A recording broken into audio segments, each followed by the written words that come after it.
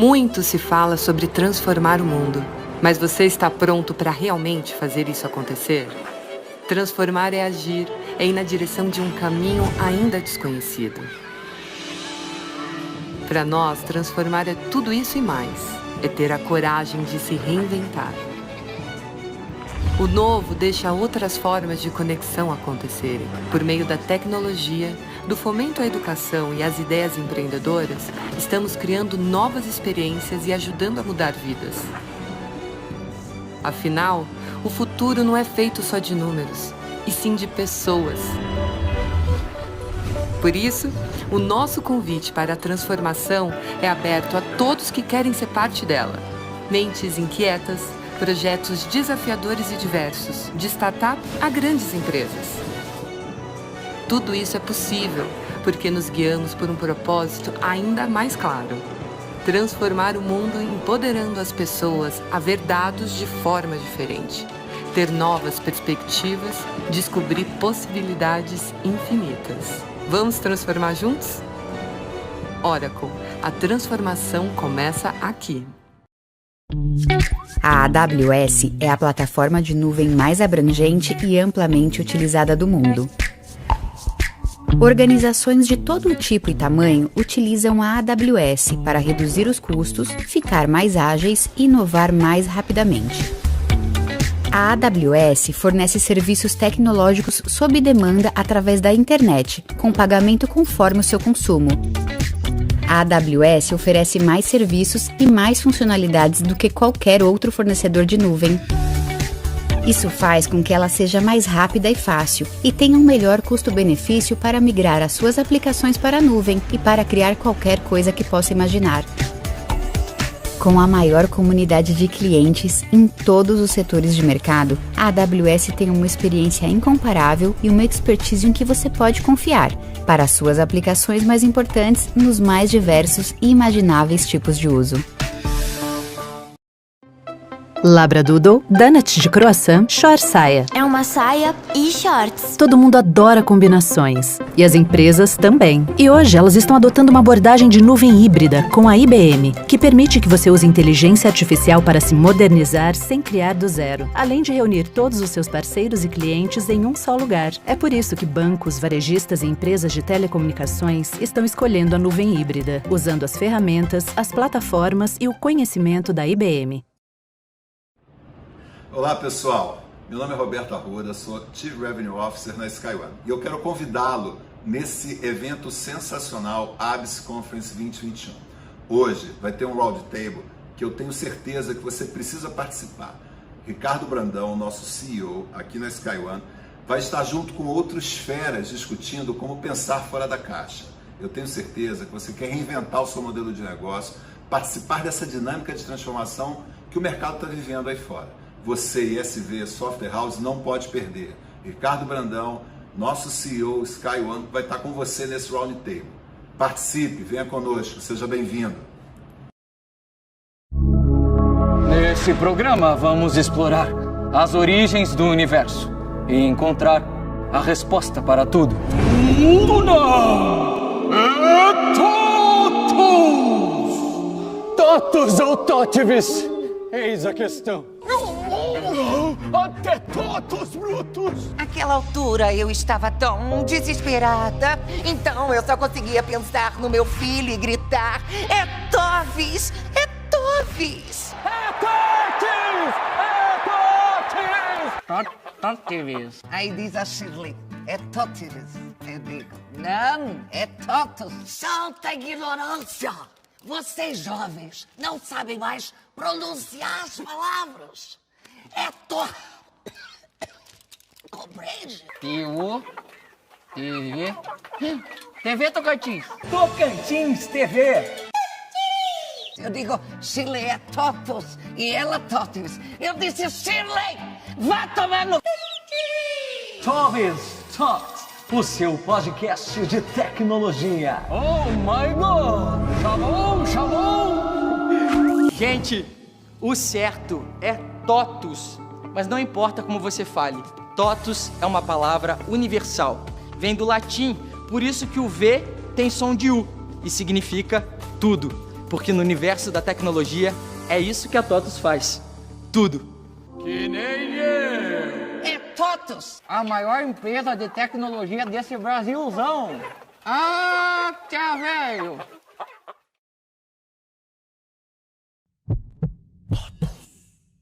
Olá, boa tarde, tudo bem com vocês? Sejam muito bem-vindos à ABS Conference 2021, evento realizado pela Associação Brasileira das Empresas de Software, em parceria com o portal The Shift. Eu me chamo Fernanda Stick, eu sou a mestre de cerimônias desse evento. Estou aqui para ajudar vocês na condução das palestras e dos debates. Chegamos ao terceiro dia do nosso encontro, passou rápido, né? Mas olha, a programação de hoje ainda tem muita coisa boa, tem muito conhecimento, muitos casos de sucesso para a gente compartilhar com vocês. Nós agradecemos aos nossos patrocinadores, Oracle, AWS, Caesbra, IBM, SkyOne e TOTUS. E a ABS tem perfis no Instagram, Facebook, YouTube, Twitter, LinkedIn. Se você for postar algo aqui sobre o nosso evento, marca os perfis da ABS. A gente quer ir lá comentar o seu post, deixar um like, use também a hashtag ABSConference. E o nosso evento também tem uma área de exposição muito bacana, são vários estandes digitais que você pode visitar para conhecer iniciativas e serviços da ABS, como o Guia de Fomento à Inovação e o ABS Startup Internship Program. Tem gente da equipe da ABS por lá, esperando por você para conversar, para explicar as iniciativas, então aproveita essa oportunidade, se você ainda não foi lá visitar, ainda dá tempo, o pessoal fica lá o dia todo. Para fazer a abertura desse nosso terceiro dia de evento, eu convido agora o vice-presidente da ABS, Paulo Roque.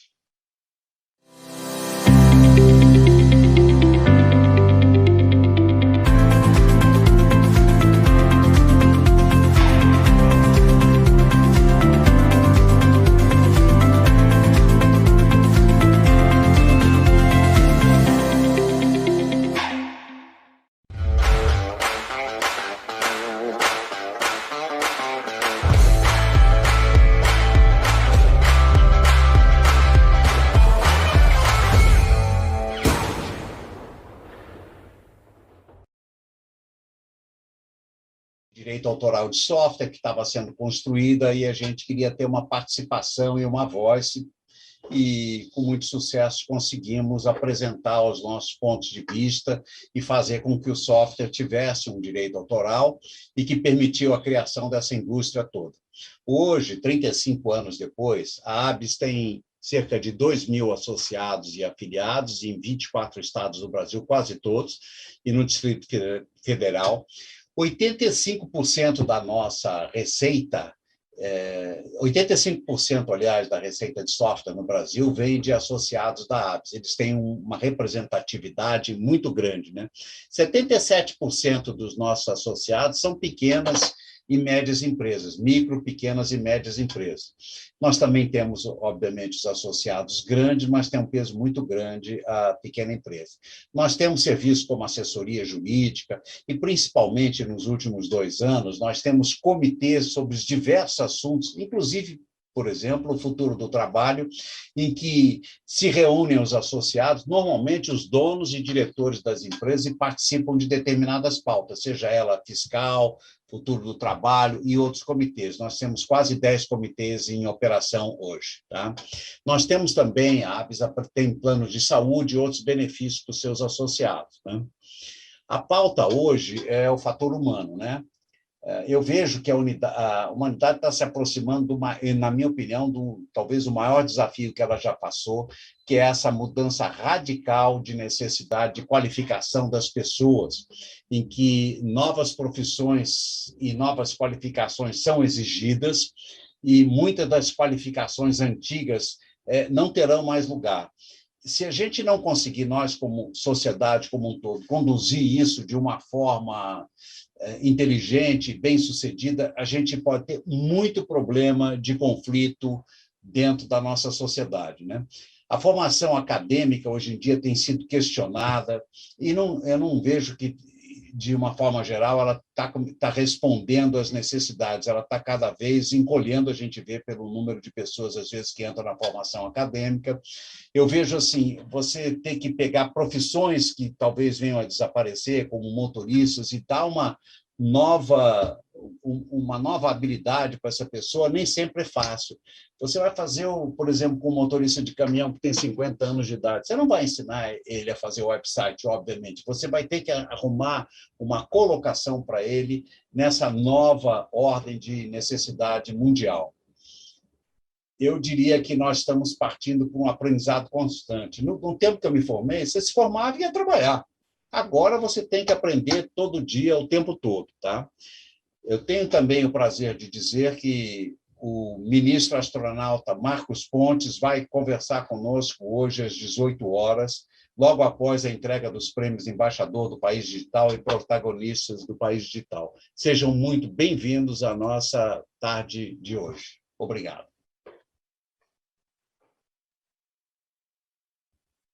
Obrigada, Paulo. Obrigada pelas palavras iniciais aqui do nosso terceiro dia. A gente está com uma programação muito boa hoje. A gente, no primeiro dia, teve um foco no dia todo, nas apresentações, nos debates, em resiliência digital. Ontem, o nosso tema central foi ambiente de negócios. Hoje, o assunto é fator humano. E a nossa primeira apresentação desse assunto é com a Mariane Guerra, que é vice-presidente de RH da ADP Systems. A Mariane, em 2020, foi eleita a executiva de RH do ano na América Latina. Ela vai conversar com a jornalista Silvia Bassi, do The Shift, e também com você. Você pode enviar as suas perguntas, que ao final da apresentação a Mariane responde para você. O tema desse nosso bate-papo agora é resiliência e engajamento em uma década de mudanças contínuas. O RH como peça-chave na transformação digital. Vamos lá!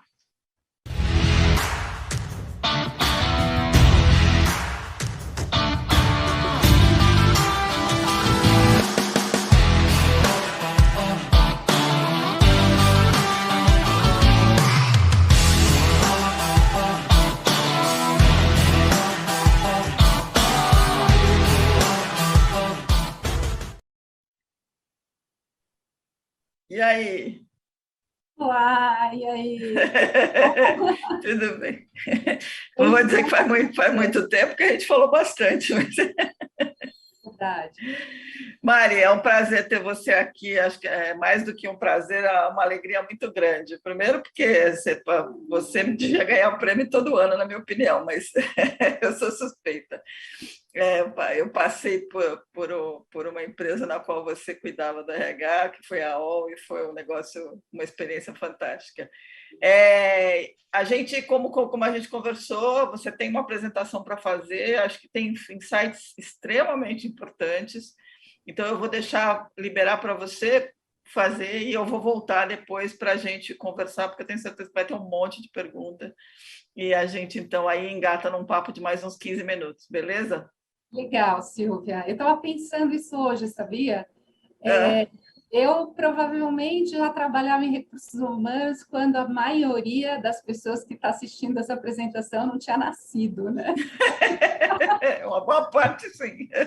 É um prazer enorme estar aqui falando de pessoas, né? Numa conferência de tecnologia. É um prazer mesmo. Obrigada por esse privilégio. Não, o privilégio é nosso. Obrigada, Mari. Boa apresentação. A gente se fala daqui a pouquinho, então. Legal. Vou compartilhar aqui a minha tela para a gente poder começar a conversar sobre essa questão da resiliência, então.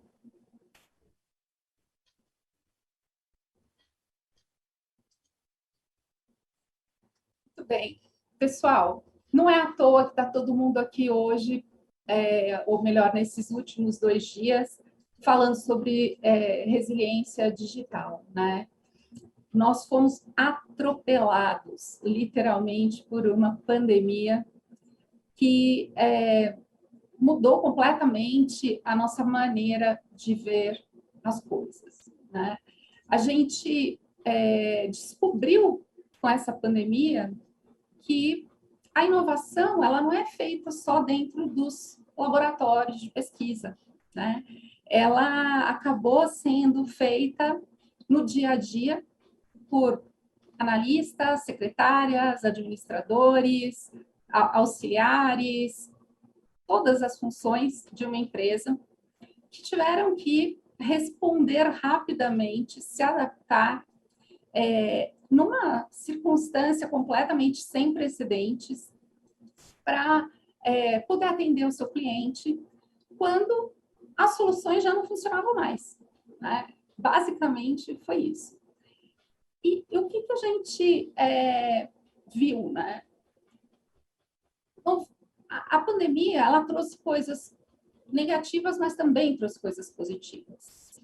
Estima-se que custou aí 90 bilhões de dólares para a economia mundial. No entanto, também se fala muito sobre o que foi possível acelerar a digitalização, né, os processos digitais, para a maioria das empresas. Algumas empresas falam de 2 a 3 anos, outras falam 5 anos, enfim. Tudo isso levou nós a pensarmos muito nessa questão da digitalização dos processos, da digitalização das organizações, e trouxe essa discussão para o cerne aí, do dia a dia das organizações. Nós, na ADP, temos um instituto de pesquisa, onde nós usamos esse instituto de pesquisa para gerar dados, analisar tendências, enfim, padrões, para o desenvolvimento de produtos, obviamente, mas também para apoiar os nossos clientes com o conhecimento que a gente descobre aí através dessas pesquisas. E a gente vem estudando engajamento já há 2 décadas. Nesse período, a gente olhou para essa questão do engajamento porque nós acreditamos mesmo que o engajamento é um ponto que tem um impacto muito significativo na economia mundial. Infelizmente, isso não era visto dessa maneira até muito recentemente. Durante a pandemia, nós achamos que fazia sentido fazer um recorte nessa questão do engajamento, considerando que nós estamos vivendo uma situação muito atípica. O ADP Research Institute ouviu aí mais de 26 mil trabalhadores em 25 países, numa amostra bastante equilibrada em termos de idade e de gênero. E o que a gente aprendeu com essas pesquisas? A primeira coisa que a gente aprendeu é que existe uma correlação positiva entre engajamento e resiliência no ambiente de trabalho. E eu vou dar mais detalhes sobre isso, mas antes eu queria reforçar para vocês o que para nós da ADP é o conceito de engajamento. Engajamento para nós é o estado mental positivo caracterizado aí por vigor, por dedicação, por foco na realização da sua tarefa e dos seus resultados. Ao mesmo tempo, como nós definimos resiliência? Nós definimos resiliência como a capacidade do indivíduo se manter combativo, equilibrado e conseguir se mover na direção que ele precisa em situações ou circunstâncias muito desafiadoras. E por que eu quis falar desses 2 conceitos para vocês? Porque vocês vão ver que enquanto eu falo dos resultados, muitas vezes eu vou me referir à população totalmente engajada, que é um lado da régua, ou aqueles que só aparecem para trabalhar, do outro lado da régua. Ou também as pessoas extremamente resilientes de um lado ou vulneráveis do outro. Primeiras coisas que a gente descobriu, então, nessa correlação aí de resiliência com engajamento. As pessoas que amam o que fazem têm quase 4 vezes mais probabilidade de serem altamente resilientes. Olha que coisa interessante. né? A gente precisa gostar do que faz. A gente vem falando isso há muito tempo, né? Mas pela primeira vez a gente identificou uma correlação muito forte entre essas duas coisas, resiliência e gostar do que faz. A gente também descobriu que o número de pessoas altamente resilientes entre as pessoas engajadas é o dobro do número de pessoas resilientes entre os vulneráveis. Na verdade, até é o oposto, tá? Quando nós olhamos o grupo de pessoas com baixo engajamento, ou aquelas que aparecem para trabalhar, 80% dessas pessoas são vulneráveis. Olha que interessante, ou seja, elas têm baixa resiliência. São aquelas pessoas, voltando para a nossa definição lá, que têm dificuldade de permanecer combativas, focadas, equilibradas, numa situação muito adversa ou muito diferente dos padrões que ela está acostumada. A gente também descobriu uma correlação entre resiliência e empatia. Olha que coisa interessante. A gente testou o impacto, a gente testou a hipótese de que nos países onde tinha o maior número de casos, o nível de resiliência seria mais alto. Isso não se mostrou verdadeiro. O número de casos no país, o país está mais afetado ou menos afetado pela pandemia, não fez diferença nenhuma, não teve nenhuma correlação com o nível de engajamento que a população ouvida desse país demonstrou. No entanto, as pessoas que tiveram experiências pessoais com Covid, sim demonstraram níveis mais altos de resiliência. Ou seja, se eu fiquei doente, ou eu tive alguém da minha família, ou algum amigo, colega de trabalho, alguém próximo, que esteve com Covid, o meu nível de resiliência é mais alto porque eu passei pela experiência. Ou seja, aquela conversa, né, de se colocar no lugar do outro e tal, aparentemente, o dado aqui está mostrando que eu preciso passar pela experiência para de verdade conseguir me colocar no lugar do outro.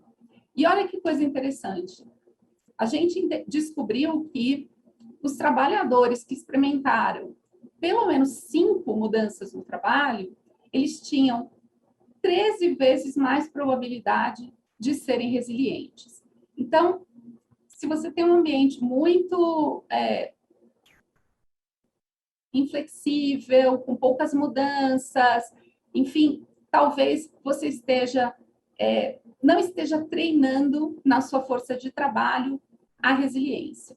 Então, de vez em quando tem que chacoalhar as coisas. Basicamente, a tradução que eu faço desse dado. Outra coisa muito interessante é a questão da correlação entre engajamento e confiança. Olha só. Quando as pessoas são parte de um time, elas são quase 3 vezes mais propensas a serem engajadas e, portanto, mais resilientes, tá certo?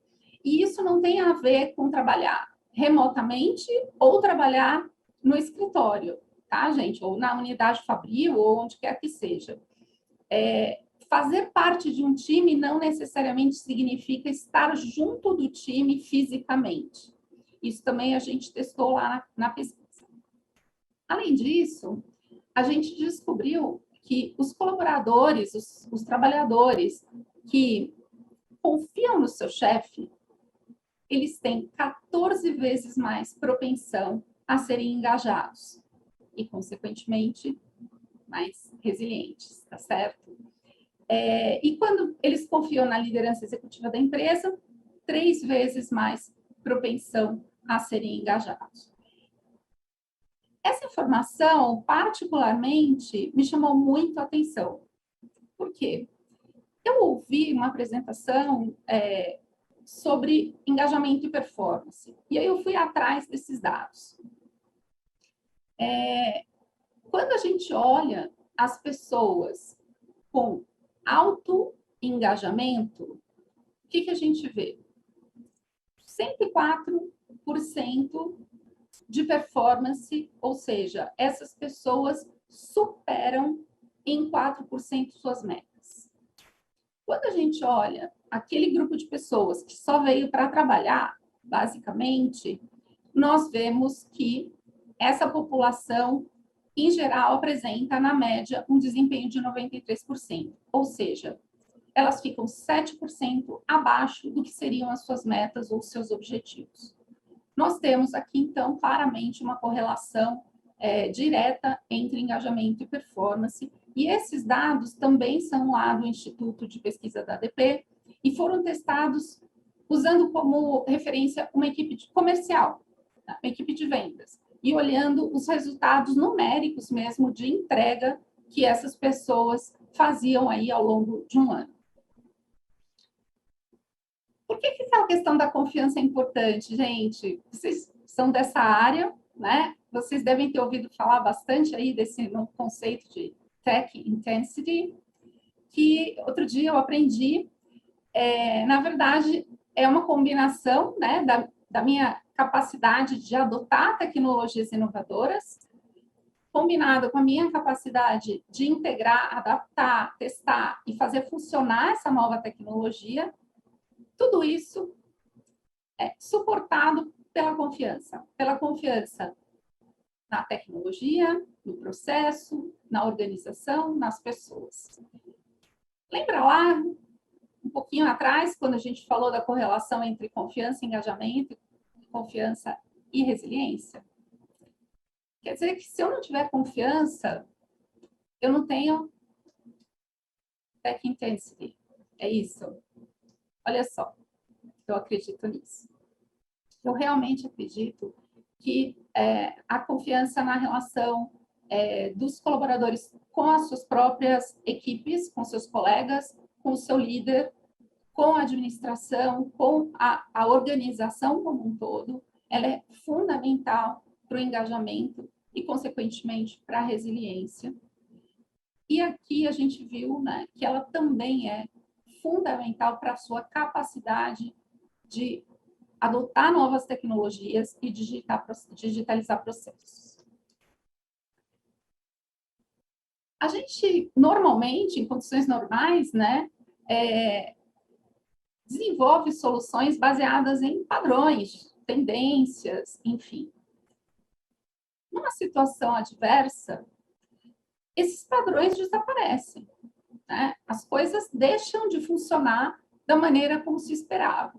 Eu acho que a pandemia criou aí um efeito multiplicado, um efeito muito maior, porque, obviamente, nenhuma empresa estava pensando em parar em todos os países ao mesmo tempo, né? Em mudar 100% a forma de trabalhar simultaneamente. No nosso caso, nós estamos com 1.700 funcionários na América Latina, 57 mil funcionários no mundo, trabalhando remotamente de casa desde março do ano passado.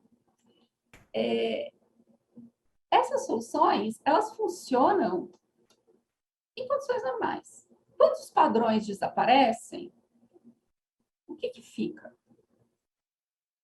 Fica a capacidade das pessoas que estão na ponta de inovarem no dia a dia, de testarem soluções, de ajudarem as áreas que desenvolvem tecnologia a experimentarem coisas novas num tempo recorde para que aquilo comece a funcionar de novo. Trabalhar com experimentação no dia a dia é desconfortável para as pessoas. Se eu tenho que testar um processo que eu não tenho confiança, eu não sei se vai dar certo, muitas vezes não dá, vocês sabem disso melhor que eu, né? Em geral, de cada 10 ideias, uma acaba funcionando bem, dando certo. É frustrante, é difícil, provoca uma série de sentimentos de desconforto. Nesse caso, a resiliência é fundamental para que essa pessoa continue focada e trabalhando. Como é que nós, na ADP, entramos na pandemia? Tá? E por que eu estou falando isso para vocês? dizem lá os franceses que nós temos que beber do próprio champanhe, né? Então, eu acho que é importante compartilhar com vocês o nosso caso prático. Nós acreditamos muito que o engajamento ele é fundamental para a performance da empresa e, basicamente, para ter uma força de trabalho resiliente e motivada e focada. Nós entramos na pandemia com um engajamento de 81%, com uma avaliação de satisfação dos clientes muito alta e o negócio crescendo. Tá? E aí, veio aí o tsunami Covid. Né? Com essa loucura toda, para vocês terem uma ideia, nós tivemos 94 alterações legais em 5 meses. Isso demandou 680 horas de desenvolvimento das nossas equipes de tecnologia para ajustar os nossos produtos rapidamente e depois, consequentemente, ajustar todos os nossos processos, inclusive os de automação, para garantir que os processos refletissem essas alterações legais que estavam sendo feitas ali na plataforma. Além disso, houve uma aceleração dos clientes em busca de alguns produtos digitais que as pessoas estavam meio que falando disso, mas não era desesperador, né? Ponto digital, assinatura digital, tudo isso era legal de ter, mas no começo da pandemia virou necessidade total. Então, teve toda uma aceleração, muitos clientes nos buscando, clientes impactados pela questão da crise financeira, precisando negociar prazo de pagamento, e tudo isso acontecendo ao mesmo tempo. Nós tínhamos lá planejado uma troca de servidores no Chile, que nós tivemos que fazer pela primeira vez 100% remotamente. Foi uma experiência incrível também. E no meio dessa confusão toda, nós fizemos uma transição de presidente. Nosso presidente da América Latina se aposentou e o seu sucessor, que vinha sendo desenvolvido para isso, assumiu a posição. Alguns colegas disseram assim para mim: poxa, por que vocês não adiaram essa transição de presidente, já que era uma saída negociada, amigável, enfim? E a gente não adiou porque a gente tinha confiança na nossa organização. Nós tínhamos confiança total de que a nossa força de trabalho era engajada o suficiente para continuar focada, mesmo com uma mudança de liderança. Foi exatamente o que aconteceu. Nós saímos desse processo agora, recentemente, em junho. Aí, gente, que eu apertei alguma coisa aqui. Com um engajamento total um pouquinho maior, 82%, um crescimento no índice de satisfação dos nossos clientes e o negócio crescendo. E aí, pode ser que vocês se perguntem, tá bom, legal, a gente já entendeu que engajamento é importante, mas como é que você cria uma força de trabalho engajada? Como é que você forma esse ambiente para garantir que as pessoas permaneçam engajadas na sua organização? Consistência. Não tem outra forma de fazer isso. Tá? Enquanto o nosso negócio cresceu 6 vezes, nós fizemos todo um trabalho de transformação digital na organização. O engajamento foi de 47% para 81%.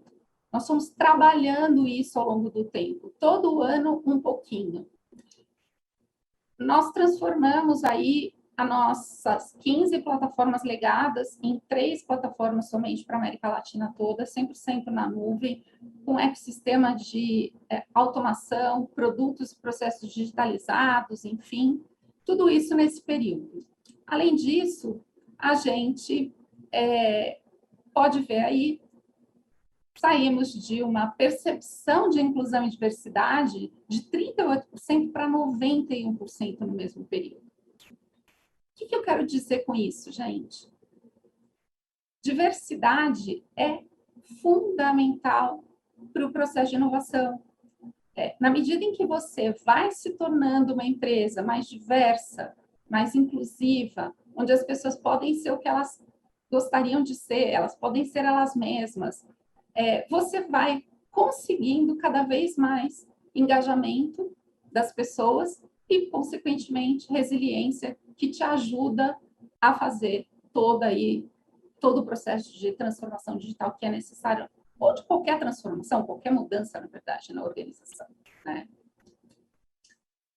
Quando a gente olha para o tempo que as tecnologias levaram para atingir 500 milhões de usuários, olha só, as companhias aéreas, 64 anos, telefone, 50, computadores, 14 anos, internet, 7, Facebook e, olha só que interessante, Pokémon Go, 14 dias. O que isso fala sobre o futuro, né? Olha o que acontece com a tecnologia. Cada vez mais o mundo está mais rápido e as mudanças estão vindo numa velocidade muito maior e exigindo muito mais resiliência das pessoas. Esse é um caminho sem volta, né? Hoje é uma pandemia, amanhã é uma nova tecnologia disruptiva, quem sabe o que vai acontecer. De qualquer maneira, a gente tem que estar preparado. As empresas que entraram na pandemia com nível de engajamento alto, elas reagiram mais rápido na hora de se adaptar ao processo de mudança. Eu estou aqui para falar para vocês que não se esqueçam das pessoas. Muitas vezes a gente está muito focado nos recursos técnicos, nos recursos físicos, e nós esquecemos que quem faz o dia a dia de uma organização são as pessoas. Uma empresa é uma ficção jurídica, gente. Na verdade, o que você tem ali são pessoas. Eu sempre digo isso. O cliente é uma pessoa. Se você não trata ele como uma pessoa, ele nunca vai estar satisfeito. O seu colaborador é uma pessoa. Se ele não tem uma boa experiência como colaborador, ele jamais vai ser capaz de dar uma boa experiência ao seu cliente. Enfim, essa é a apresentação que eu tinha, os dados que eu tinha para compartilhar. Acho que agora, Silvia, a gente pode conversar um pouquinho sobre tudo que a gente viu aqui, se tem perguntas, enfim. Temos perguntas, muito bom. Mari, os dados são muito impressionantes, e eu sei que vocês entraram, né? Você já tinha falado, vocês entraram na pandemia com 82% de engajamento, saíram dela com 83%. Né? E acho que o grande desafio hoje das empresas é que o engajamento ele não existia ou não existe como regra, né? Ele é uma coisa difícil, mesmo quando o trabalho não é remoto, né? E aí, eu acho que você apontou questões importantes, mas eu queria te pedir uma coisa. Como é que se entra, como é que se chega a um nível de engajamento de 82%? Onde que fica onde é que está o segredo? Porque eu conheço as iniciativas de vocês, eu acho que eu queria que você falasse um pouco dela, porque não passa, eu estou vendo aqui os comentários no chat, comentaram sobre é preciso ter propósito, o envolvimento das pessoas também tem a ver com como a empresa se posiciona, mas a gente está num momento em que ESG, compromisso social, compromisso ambiental, tudo isso entra num grande balaio. E não é mais uma questão geracional, né? Todo mundo está se preocupando com isso. Então, assim, eu acho que a minha primeira pergunta para você é qual é o segredo para chegar antes de uma pandemia com 82%, para garantir que você sai dela com 83%? Bom, gente, olha, a primeira coisa, Silvia, é consistência. É um trabalho de formiguinha, você faz todo dia um pouquinho. Não tem fórmula mágica. Não dá para você abrir lá uma cartola, tirar um coelho de lá de dentro e dizer, minha empresa ficou engajada. Não existe isso. Por quê? Porque o engajamento, como a gente viu na pesquisa, ele está muito relacionado com a confiança. E confiança você constrói ao longo do tempo. De diversas formas, né? Com a sua comunicação, com um processo de comunicação aberto, transparente, onde as pessoas podem perguntar o que elas querem, onde elas podem dizer a opinião delas, com diversidade, né? Acho que isso é fundamental, porque quando você não pode ser você mesmo, você passa uma parte importante do seu dia atuando, fingindo ser alguém que você não é. E essa energia, você deixa de conduzir para o teu trabalho, tá certo? Você gasta uma energia importante atuando enquanto você podia estar usando, né, essa energia para o teu trabalho, para produzir resultados. Então, hoje, por exemplo, a gente tem na ADP quase 200 funcionários que participam ativamente dos grupos de afinidade, de inclusão e diversidade. E que trabalham parte do seu tempo fazendo coisas que ajudam as pessoas a entenderem, a se engajarem nessas causas, enfim. Todos os nossos executivos, eles são patrocinadores de um dos grupos de afinidade. E a gente tratou de pedir para eles escolherem o que era do coração, sabe? Aquela causa que ele, de verdade, ali se afiniza, que ele acredita, porque é o tipo de coisa que, se você não faz de coração, é falso, né? As pessoas percebem. Aí você não consegue construir o relacionamento de confiança que a gente está falando tanto. A gente tem hoje, durante a pandemia, a gente recebeu o selo de destaque em gestão saudável. Por que isso? Porque no momento em que as pessoas foram para casa e as pessoas estavam com medo, apavoradas, ninguém sabia o que significava tudo aquilo, a gente entrou com uma série de ações de apoio às pessoas e às famílias, inclusive, né? Telemedicina, terapia e psicólogos virtuais, online. A gente fez inúmeras atividades para que as pessoas pudessem balancear um pouco essa coisa de ficar... Até o dia do pijama a gente fez, para você ter uma ideia. O dia que todo mundo trabalhou de pijama. E foi muito legal. Essas coisas que... você fica o dia inteiro aqui olhando para esse quadradinho, né? Isso vai te desgastando. E você começa a entender que as pessoas precisam se conectar umas com as outras. Outra coisa que a gente fez, e que em algum momento até foi criticado, logo nos primeiros meses da pandemia, nós demos um bônus para todos os colaboradores, para todos os empregados. Um bônus adicional. Aqui na América Latina, de $650 para todos. E as pessoas disseram, tá todo mundo enfrentando uma crise que a gente não sabe o que vai acontecer, vocês estão jogando dinheiro fora, depois vocês vão precisar mandar as pessoas embora, né? E, na verdade, a gente acreditava muito que os nossos colaboradores podiam estar passando por situações difíceis, com familiares doentes, enfim, comprando medicação, pessoas desempregadas. Nós achamos que a gente podia ajudar essas pessoas a estarem mais tranquilas para trabalhar. E aí, nós não demitimos ninguém. Na verdade, a gente está crescendo 10% de headcount esse ano. Os nossos resultados foram excelentes. Esse ano, a gente entregou acima do plano nos resultados. Enfim, pagamos bônus, pagamos PLR. Então, é aquilo que eu digo. É reciprocidade. E é todo dia um pouquinho, né? É você pensar todos os dias na perspectiva de uma pessoa do lado de lá. Perfeito. Você responde essa pergunta. Não, acho que sim. Deve ter um monte de segredo aí no meio, porque é o do Braga. Mas eu acho que tem um ponto que eu queria abordar com você, que é assim,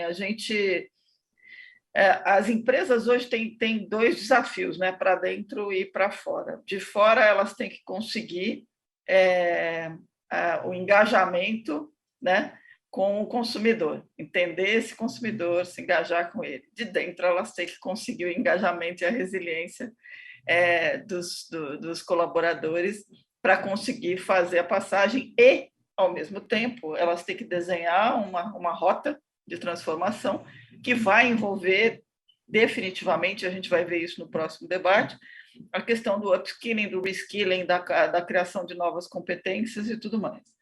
Se a gente não tem o RH envolvido no processo de transformação digital, eu sei que é uma opinião, a minha opinião, eu sei que é a sua também, mas eu queria estender isso, a coisa não vai para frente, porque uma empresa empática certamente cria colaboradores empáticos com o cliente do lado de lá, né?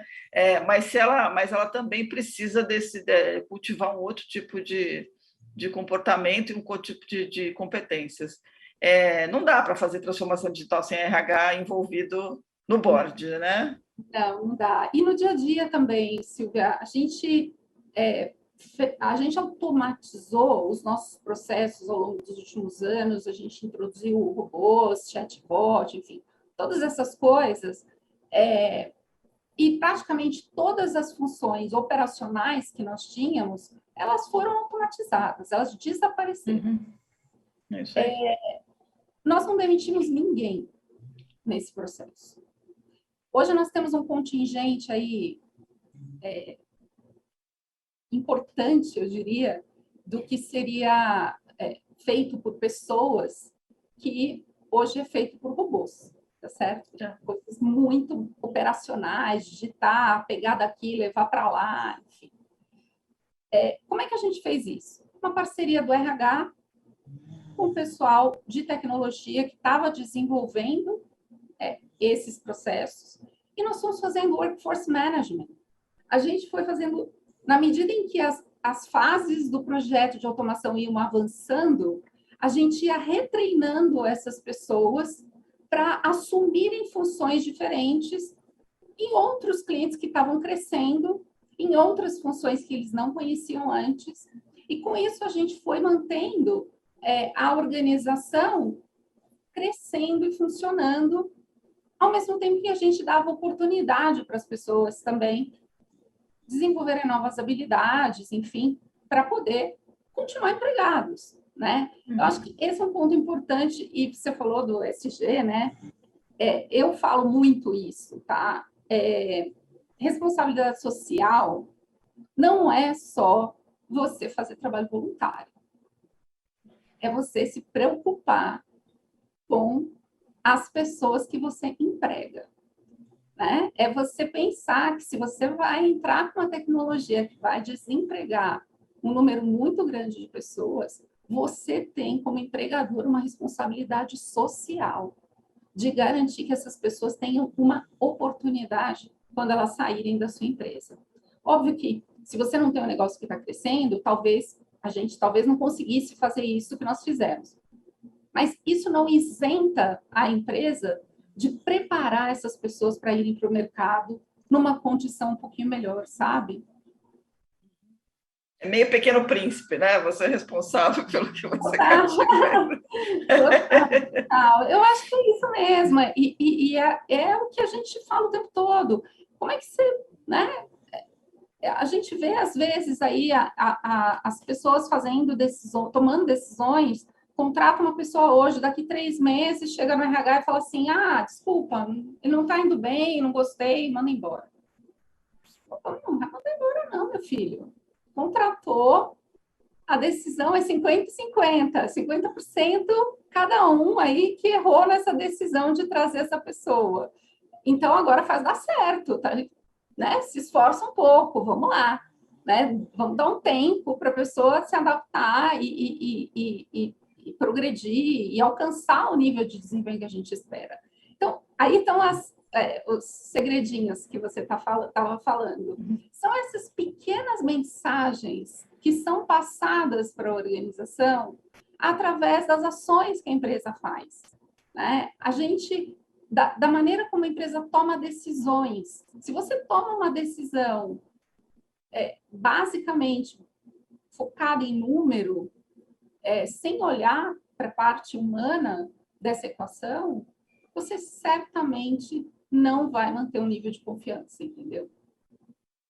Esse é um ponto, né, que você tocou, que é a questão que me chamou muita atenção, é aquele 14 vezes mais engajadas quando confiam no chefe e 3 vezes mais engajadas quando confiam na gestão da companhia. Assim, a responsabilidade do gestor direto, ela é brutalmente visível, né, quando você vê isso. Agora, precisa ter um mapa, né? Todo mundo precisa saber para onde está indo, né? Senão fica que nem a musiquinha do George Harrison lá, né? Qualquer estrada serve. Sim. Mas é vital isso, né? Na hora de desenhar o mapa da transformação digital, isso que você falou, desenhar as etapas em que você vai começar a fazer a troca de pessoas e pensar que são pessoas, né? Que você tem uma responsabilidade até se você tiver que fazer um let go.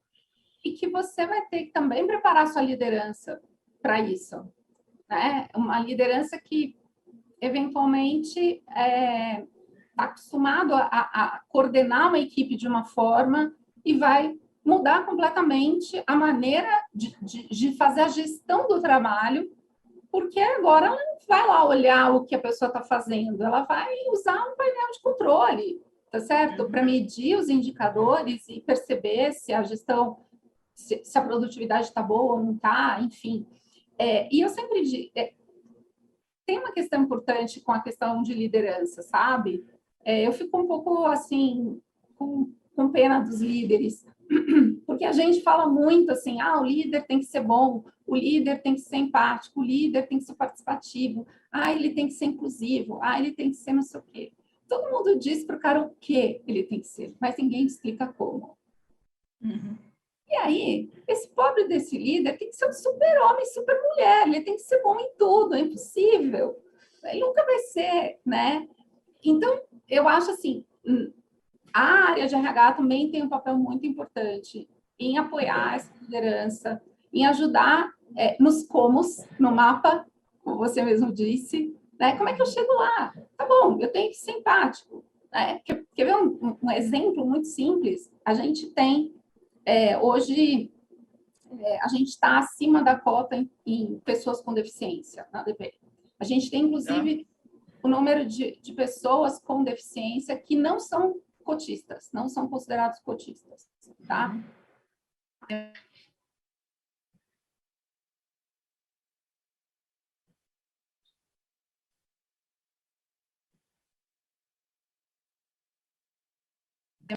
E aí o turnover começou a ser muito alto. Falei, por quê, né? O que está acontecendo? A gente contratou uma consultoria e pediu para eles buscarem os ex-funcionários, que eram pessoas com deficiência, que tinham saído da empresa, e ver se eles concordavam em serem entrevistados por essa empresa consultora. E eu vi o que aconteceu. E é duro, sabe, Silvia, botar o dedo na ferida? Não é simples. Porque você acha que você está fazendo um bom trabalho. Só que não. Só que você não está fazendo. Você é muito, inclusive, para você mesmo. Agora, o outro que está do outro lado, não é assim. A gente descobriu um monte de coisa que a gente não sabia da gente mesmo nesse trabalho, entendeu?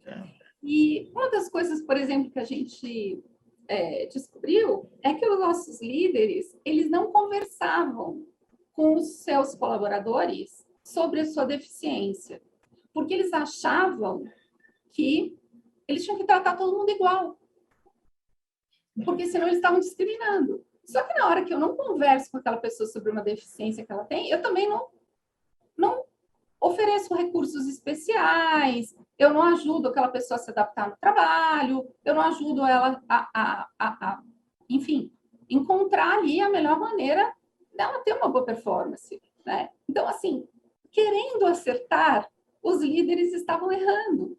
Se a gente não tivesse feito esse trabalho, a gente jamais ia descobrir esse tipo de coisa, entendeu? Então, eu acho que levantar o tapete, sabe? Não ter medo de olhar o tapete. A gente faz bobagem pra caramba. Essa que é a verdade. Se você não tiver coragem para olhar, não vai.